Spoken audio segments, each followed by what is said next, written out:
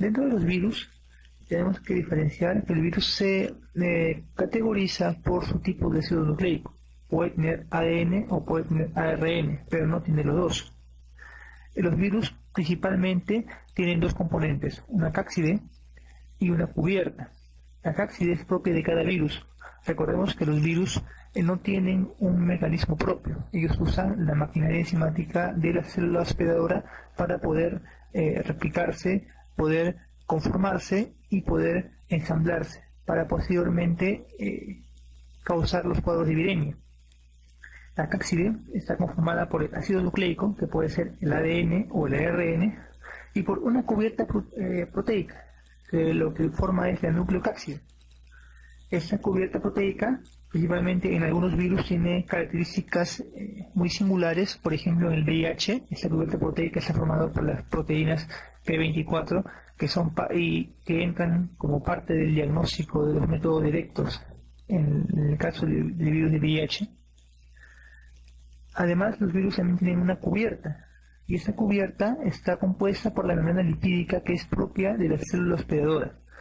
Cuando el virus sale de la célula, ¿no?, hace lisis, porque los virus producen un efecto citopático en la célula, lisan la célula para poder salir de ella y poder causar la viremia, llevan consigo una parte de la membrana lipídica de esas células, con lo cual forman su cubierta.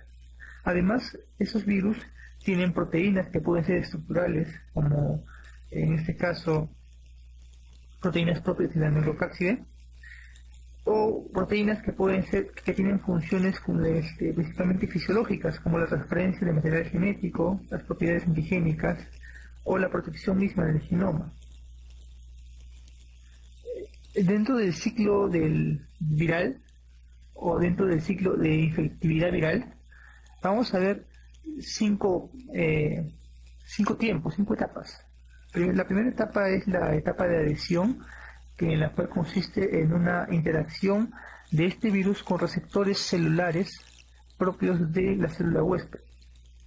Esta interacción con estos receptores van a condicionar el tropismo celular y van a condicionar a qué células pueden infectar esos virus. Por ejemplo, el virus de VIH tiene un tropismo sobre las células que tienen el receptor CD4.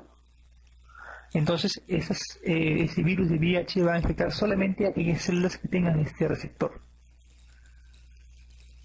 La siguiente etapa, después de la adhesión o del reconocimiento del receptor propio de la célula hospedadora, viene la etapa de penetración o viropexis. Y la viropexis o penetración va a consistir en una endocitosis de la célula huésped que va a absorber al virus para poder ingresarlo dentro del citoplasma. La liberación o desenvolvimiento, que es la tercera etapa, va a consistir en la separación del ácido nucleico viral para que pueda unirse a toda la maquinaria enzimática de la célula y pueda de esa misma manera replicarse. Esta liberación va a condicionar que se active toda la maquinaria enzimática de la célula huésped para que pueda replicar a este virus.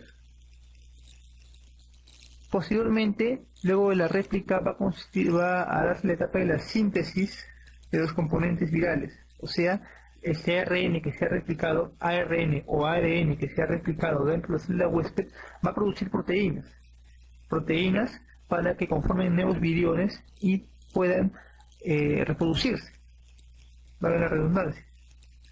Y la siguiente etapa, la morfogénesis, es el ensamblamiento y la liberación de estos viriones a través del efecto citopático que producen en la célula, ¿no?, lisando la célula y saliendo de ella con una parte de la misma, y en este entran los virus con cubierta, que captan una parte de la membrana celular, o virus sin cubierta, que no captan esa parte de la membrana celular y emigran solamente con su nucleocápside. Dentro de los virus, como dijimos, hay virus ADN y virus ARN. Los virus en realidad son muchísimos, ¿no? Y vamos a diferenciarlos en virus ADN, en 6 tipos de virus, y virus de ARN, principalmente en 3 tipos de virus. Los virus ADN vamos a ver 6 tipos: los parvovirus, los papovavirus, los poxvirus, los herpesvirus, los epapnavirus y los adenovirus. ¿Cómo lo recordamos? Con la siguiente mnemotecnia: HIP, HIP, HIP, EPA. El primer HIP, el parvovirus; el segundo HIP, papovavirus; el tercer HIP, poxvirus. EPA, herpesvirus, epapnavirus y adenovirus. ¿Por qué es importante recordar el parvovirus? Principalmente en las infecciones pediátricas, ¿no? El eritema infeccioso, esta enfermedad causada por el parvovirus B19, ¿no? Es un tipo de parvovirus y es el motivo por el cual debemos recordar a este virus ADN. ¿Por qué recordar al papovavirus? Bueno, el papovavirus, dentro de él está enmarcado los papilomavirus y los poliomavirus. El papilomavirus lo tenemos principalmente en lo que son los condilomas y lo que son los cánceres o las neoplasias cervicales, principalmente las neoplasias cervicales dadas por el 16 y el 18, los condilomas dados principalmente por el 6 y el 11, y las neoplasias nasales, principalmente dadas por los tipos 16 y 51. ¿Y por qué recordar los poliomavirus? Los poliomavirus enmarcan un tipo de virus llamado virus JC. Ese virus es bastante frecuente en lo que son los pacientes con VIH en estadio SIDA y causan lo que es la leucoencefalopatía progresiva multifocal. Principalmente entonces recordemos el papovavirus por los papilomas, que marcan a los condilomas y al cáncer de cervix, y a los poliomavirus, que causan la leucoencefalopatía multifocal progresiva. ¿Por qué recordar el poxvirus? Bueno, como parte de historia, recordarlo por el virus de la viruela y actualmente por el molusco contagioso, ¿no? Que es una enfermedad de transmisión sexual, dicho sea de paso. Los herpesvirus son los virus tal vez más recordados, más conocidos. Aquí tenemos a los herpesvirus tipo 1 y tipo 2, que causan lo que son las infecciones herpéticas bucales y las genitales. Aquí tenemos a los virus de la varicela y del herpes zóster. Tenemos al virus del sarcoma de Kaposi, tenemos al virus del exantema súbito, y como parte de ellos también tenemos el virus del Epstein-Barr. Los epapnavirus, ¿no? Vamos a recordar al epapnavirus por el virus de la hepatitis B, también enfermedad de transmisión sexual. Y a los adenovirus vamos a recordarlos porque son los causantes de la mayor cantidad de patologías en la edad pediátrica, como son la diarrea aguda infantil, la queratoconjuntivitis y la fiebre adenofaringoconjuntival. Los ARN virus. Los ARN virus podemos recordarlos principalmente por su conformación o por su forma. Tenemos a las que son de forma helicoidal, a los que son de forma compleja y a los que son de forma icosaédrica. Vamos a recordar primero a los que son las de forma icosaédrica. Los que tienen forma icosaédrica pueden tener cubierta o no. Esto ya depende de su liberación de la célula hospedadora. Los virus con cubierta recordemos solamente a uno, al togavirus o virus de la rubiola, enfermedad exantemática de la infancia. Es importante recordarla por ese motivo. Es un virus, recordemos, ARN virus, el togavirus o virus de la rubiola. Y a virus sin cubierta, recordemos mnemotecnia, PCR, los picornavirus, los calicivirus y los reovirus. Los picornavirus enmarcan 2 virus que tenemos que conocer: los rinovirus, que causan el resfriado común, y los enterovirus, que causan la mayor cantidad de meningitis aséptica o meningitis virales. La mayor cantidad de meningitis virales son causadas por enterovirus, y los enterovirus pertenecen a la familia de los picornavirus. Dentro de los enterovirus tenemos el virus de la polio, ya casi extinto, ¿no? Pero que entra parte de la vacunación, del esquema de vacunación nacional, a los coxsackie tipo A y tipo B, y en los coxsackie recordemos 2 enfermedades: la angina y el síndrome mano-boca-pie. Tenemos los ecovirus, muy conocidos por la película de House, ¿no? Donde encontramos una meningitis por ecovirus, y los enterovirus previamente dichos, que son los causantes de la meningitis aséptica.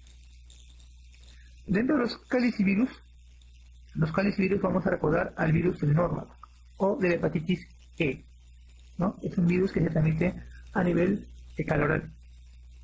Y dentro de los reovirus, recordemos uno muy importante, el rotavirus, principal agente de la diarrea viral. Para recordar los virus helicoidales. Los virus helicoidales, vamos a recordarlos, son los bungevirus, los ortomixovirus, los paramixovirus, los ractovirus y los filovirus. Tal vez los nombres, al escucharlos por familias, no los recordemos, pero vamos a recordarlos cuando los revisemos. Los bungevirus principalmente están ligados a lo que es el hantavirus. Recordemos que hubo un caso de hantavirus en Iquitos, ¿no? Y es un cuadro de notificación a nivel mundial. Y el hantavirus transmitido principalmente por roedores que causan la fiebre hemorrágica. Los ortomixovirus, principalmente recordamos acá el virus de la influenza A, B y C. ¿Cuál es la más frecuente? La A. ¿Cuál es la que causa las pandemias? La A. Entonces, ¿cuál estuvo relacionada principalmente con la última pandemia que hubo del virus de influenza A H1N1? El A. Entonces es importante recordar los ortomixovirus porque también hay una vacuna anual, que es la vacuna contra la influenza, ¿no? Que se coloca a pacientes en edades extremas, ancianos y niños, ¿no?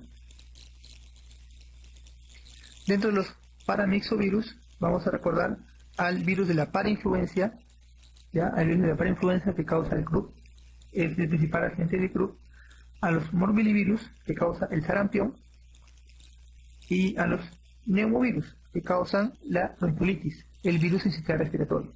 Tres tipos de virus a recordar en los paramixovirus: el virus de la parainfluenza que causa el croup, el morbillivirus que causa el sarampión y el virus sincicial respiratorio que causa la bronquiolitis en los niños o los infantes de 3 a 6 meses. Dentro de los ractovirus tenemos al virus principalmente el virus de la rabia. Y dentro de los filovirus tenemos al virus de la enfermedad que es conocida como la enfermedad más peligrosa viral a nivel mundial, que es el virus del ébola. Dentro de la clasificación de los virus ARN de estructura compleja tenemos a 4 tipos de virus. Y recordemos por la palabra phase, ¿no? Todos tienen su phase, ¿no? Entonces todos leen su phase y recordémonos con esta palabra, phase. Phase de fase en inglés, F de flavivirus, y aquí tenemos a los virus que se contagian por artrópodos, ¿no? Tenemos al virus del dengue y al virus de la fiebre amarilla. Dentro de los arenovirus tenemos a la fiebre del Lassa. Los coronavirus tenemos al virus del SARS y los retrovirus muy conocidos por el virus del VIH, pero también hay otro virus que es el oncovirus que causa el HTLV1 y HTLV2, principalmente ligados a lo que son la paraparesia espástica tropical. Dentro de los fármacos, vamos a tener 3 tipos de fármacos antivirales: los fármacos antiepéticos, los fármacos antigripales y otros tipos de fármacos. Los fármacos antiepéticos de repente son los más difundidos y los más conocidos. Tenemos aquí principalmente el aciclovir, el ganciclovir y el foscarnet. El aciclovir principalmente es un análogo de la guanidina, quiere decir que inhibe la ADN polimerasa del virus y disminuye su replicación. Al inhibir esta enzima que produce la replicación del virus, disminuye su replicación, valga la redundancia. El aciclovir puede ser utilizado tanto en pacientes con herpes, con varicela zoster, se puede utilizar en el embarazo y sus principales contraindicaciones o sus principales efectos adversos van a ser la nefrotoxicidad y la neurotoxicidad. El ganciclovir es un antiherpético bastante utilizado en pacientes con VIH que tienen infección por citomegalovirus. Sus principales efectos adversos es que causan trombocitopenia y neutropenia. Y el foscarnet es un antiviral antiherpético que se usa en estadios finales cuando hay resistencia tanto al aciclovir como al ganciclovir. Y se puede utilizar también para inhibir la transcriptasa inversa en el virus VIH tipo 1. Los antigripales, principalmente acá tenemos dos tipos. Uno, los inhibidores de la neuroaminidasa, o sea, el oseltamivir y el zanamivir. El oseltamivir bastante recordado por su presentación comercial, el Tamiflu, que se utilizó bastante en la última pandemia del AH1N1, la influencia AH1N1. Pero también tenemos otros tipos de virus, otros tipos de fármacos antigripales, que son los que bloquean los canales M2 de la membrana de los virus, y esos son la amantadina y la rimantadina. ¿Cuál es la diferencia entre ambos? Primero, la amantadina y la rimantadina solamente atacan el virus tipo A en la influenza. El oseltamivir y el zanamivir atacan el tipo A y el tipo B. Después, la amantadina y la rimantadina causan rápida resistencia al virus de la influenza, cosa que no lo hacen el oseltamivir y el zanamivir. Y la amantadina y la rimantadina causan mucho más efectos adversos. Entonces, muchas más ventajas para los virus inhibidores de la neuroaminidasa, o sea, el oseltamivir y el zanamivir. Como recordamos a estos cuatro fármacos antigripales por la neumonía rosa de rimantadina, oseltamivir, zanamivir y amantadina. Otros tipos de antivirales. Tenemos al interferón, ¿no? El interferón, que puede ser el interferón alfa, beta o gamma. Principalmente utilizado en patologías, el interferón alfa, en patologías como la hepatitis B o la hepatitis C crónica. El interferón beta, principalmente utilizado en la hepatitis C. Y otro fármaco más, la ribavirina, utilizado bastante en las infecciones por virus del sistema respiratorio y infecciones por virus de la hepatitis C. Eso asociado con interferón beta. Repasemos los herpes virus, que son tal vez los virus más preguntados en los exámenes de salud y de NAM. Dentro de los herpes virus tenemos al simplex virus, al varicelovirus, al citomegalovirus y a otros herpes virus. El virus simplex virus, ¿no? El virus del herpes simple, puede ser de dos tipos, tipo 1 y tipo 2. Causan principalmente lo que son las lesiones faciales, lesiones bucales o genitales. ¿Cuál causa cada tipo de lesión? Los dos pueden causar tanto lesiones bucales como lesiones genitales, pero el más frecuente que causa lesiones bucales o bucofaciales va a ser el tipo 1. La prima infección por tipo 1 es la gingivostomatitis herpética y la recidiva de la misma es el herpes facial. La prima infección del tipo 2 a nivel genital va a ser dado por lesiones bilaterales en genitales externos. Es importante recordar que los virus del herpes simple tipo 1 y tipo 2 no se van a eliminar, van a quedar en un estado latente dentro del cuerpo de por vida. ¿Cómo funciona esta patogenia de este virus?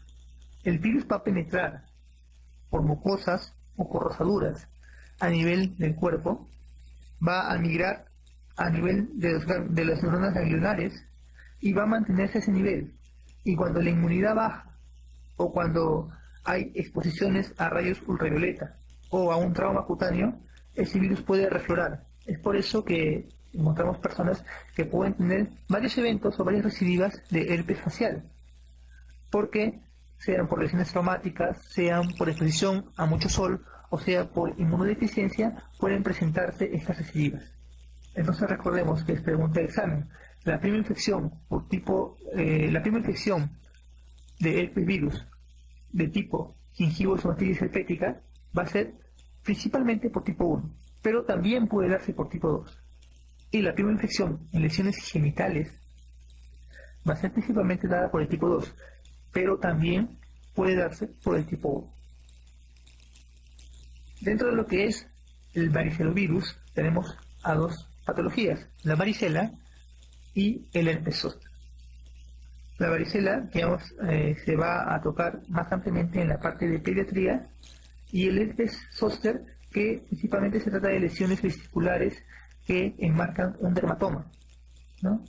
Con cuadros dolorosos, cuyo tratamiento principalmente consta en aciclovir sistémico. Los citomegalovirus simplemente involucrado en lo que es la infección congénita, ¿no? Y en el síndrome mononucleósico con anticuerpos heterófilos negativos. También es bastante dado, bueno, el síndrome mononucleósico con anticuerpos heterófilos negativos se da principalmente en lo que es la mononucleosis infecciosa no Epstein-Barr positivo, donde sí es el citomegalovirus el principal agente causal.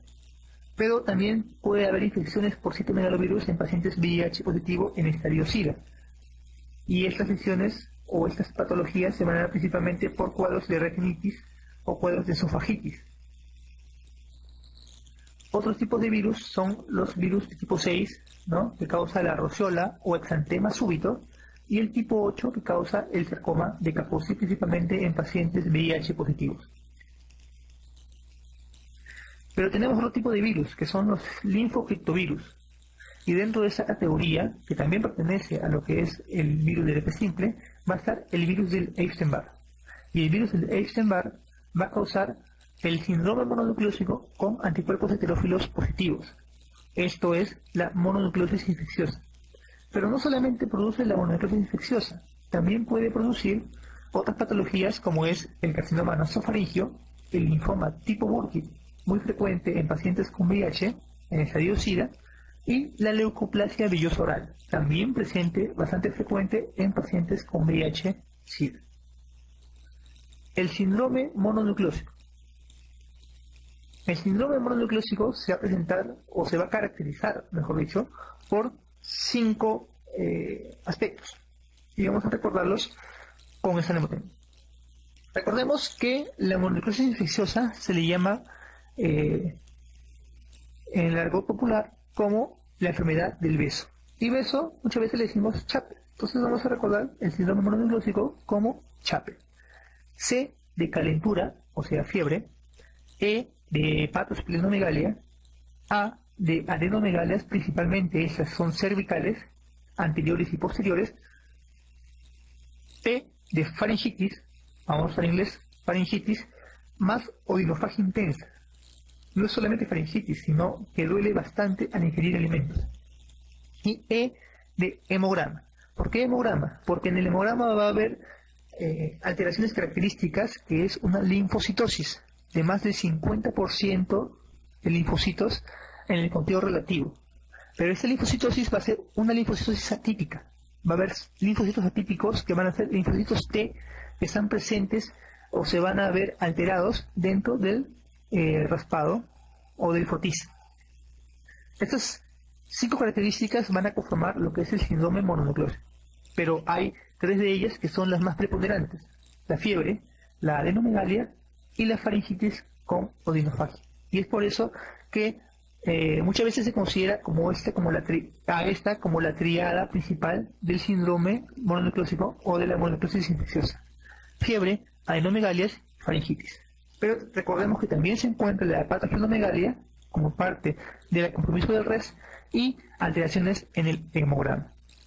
Como dijimos, el síndrome mononucleósico puede caracterizarse por anticuerpos heterófilos positivos o anticuerpos heterófilos negativos. Si es un positivo, estamos frente a una infección por Epstein-Barr, una mononucleosis infecciosa. Y esto se puede dar por la reacción de Paul-Bunel. Si estamos frente a anticuerpos heterófilos negativos, tenemos una gama de diagnósticos diferenciales. Tenemos el más frecuente, que es el citomegalovirus, tenemos al toxoplasma, tenemos a la hepatitis viral, tenemos también a lo que son la rubiola, las leucemias, los linfomas y la prima infección por VIH. Es tan frecuente este síndrome mononucleósico en prima infección por VIH que ya ha tomado un nombre propio y se le llama síndrome retroviral agudo.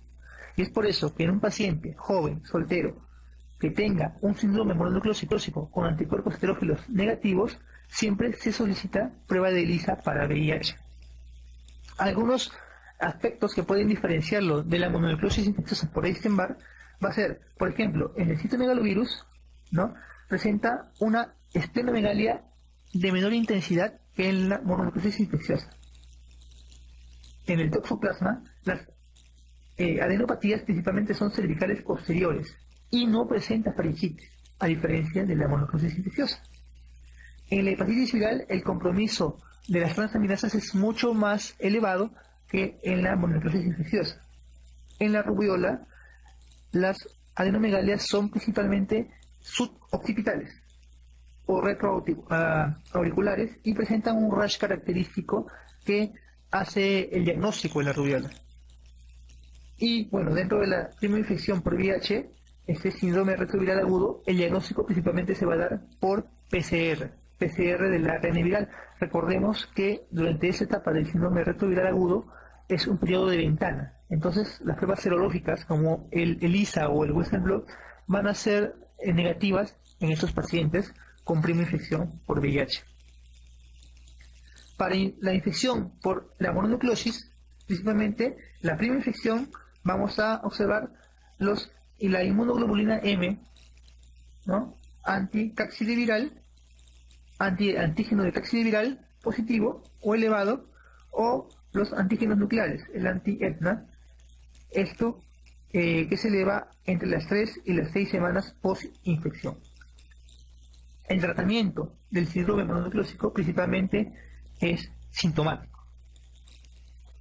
Pasamos a algunas preguntas de lo que ha propuesto ENAN y Salud en los últimos años.